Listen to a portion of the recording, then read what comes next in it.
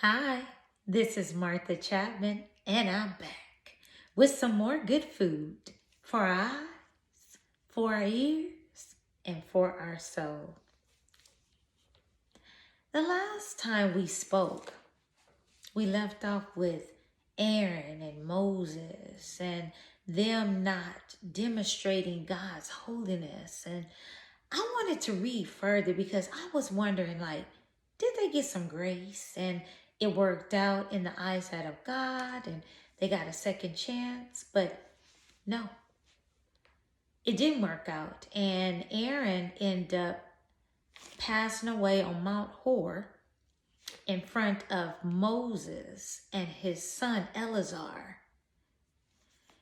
And his son also received his father's clothing, which I felt was very powerful because I can't even imagine that you know that you're getting ready to transition and you're getting ready to transition in front of your child. So I really thought about that and it was very impactful. And I was like, wow. Not only was Aaron Eleazar's father, but Moses was his brother. So Moses and Eleazar, they come off of Mount Hor, and Moses lives a little longer. And then God lets him know, because you did not keep my instruction and demonstrate holiness when you were supposed to demonstrate it at the wilderness in Zin, it's now time for you. And so Moses could have said, okay, it's my time. But no, Moses had integrity. And he asked God, before I leave, please, let me make sure that they're taken care of. And he asked God for that. And God honored it. But what I want to say is that you have what it takes. You have what it takes. You have it within you. You have what it takes. Aaron had it. Moses had it. But they doubted it. What happens when we're born? We're born with innocence. And then somewhere down the road, doubt sets in.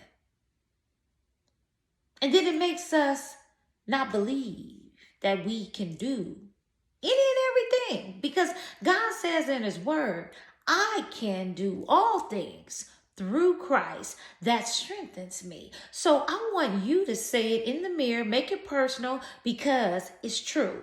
I can do all things through Christ that strengthens me. Aaron and Moses was chosen. That meant God knew their potential. God knew that they could do it. They got frustrated, and at some point, the frustration overtook the belief, and it was costly, right? But by us now knowing that they had to endure, that was the ingredients. If they had endured, their outcome would have been different. But once they doubted, God was not in alignment with their doubt because he knew they gave up a little bit too soon. Now listen to this. It's in our hands. The magic of success is in our hands. It was in Moses' hands. It was in Aaron's hands. The authority, the power to do it was in their hands. So I'm going to read something that validates what I'm saying about the hands. Numbers chapter 20, 7 Numbers chapter 27, verse 15. And I will read various verses and I'll put it in my writing. Then Moses said to the Lord, O Lord, the God of the spirits of all living things, please appoint a new leader for the community. Give them someone who will lead them into battle so the people of the Lord will not be like sheep without a shepherd. Then the Lord replied, take Joshua, son of Nun, who has the Spirit in him, and lay your hands on him. Present him to Eleazar, that's Aaron's son, the priest before the whole community, and publicly commission him with the responsibility of leading the people. Transfer your authority to him so the whole community of Israel will obey him.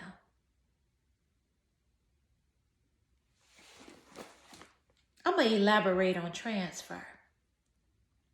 All along, it was in Moses' hands. All along, it was in Moses' inner man. Did you notice when you got to transfer something, that means that it was already in you, but because you didn't use it, you now have to bless somebody else with that authority? So we won't transfer our authority because we're now aware that we have it in our hands. So we're going to hold on to our own authority and walk in our greatness. Let me continue this final parable. So Moses did as the Lord commanded and presented Joshua to Eleazar, the priest, and the whole community.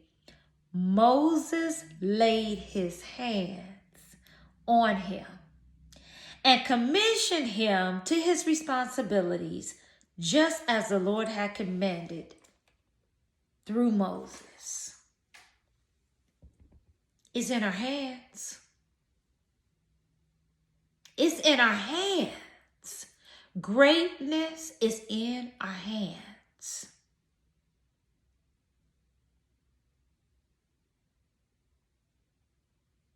I want everyone under the sound of my voice to reaffirm your greatness, reaffirm your positivity, reaffirm your ability to accomplish any and everything you want to accomplish. Because when I say God made you in his image, and in his image, you are perfectly and wonderfully made. There is nothing flawed about you. And everything and anything that you need to do, you can do it. Because if we go to Jeremiah 29:11, God wants to prosper us. He don't want to harm us. He want to give us hope and a future. Our future is bright. And God will honor what we do as long as we keep him first. Get in position for what God has for you, realizing it's in our hands.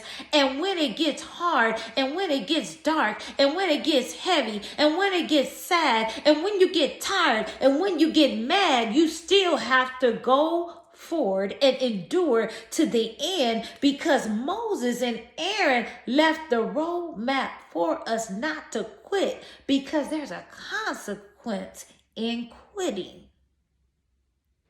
So one must endure.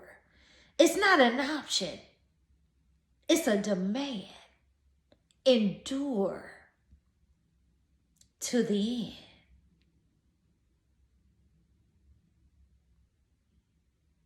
God believes in you. You have to remind yourself that he does.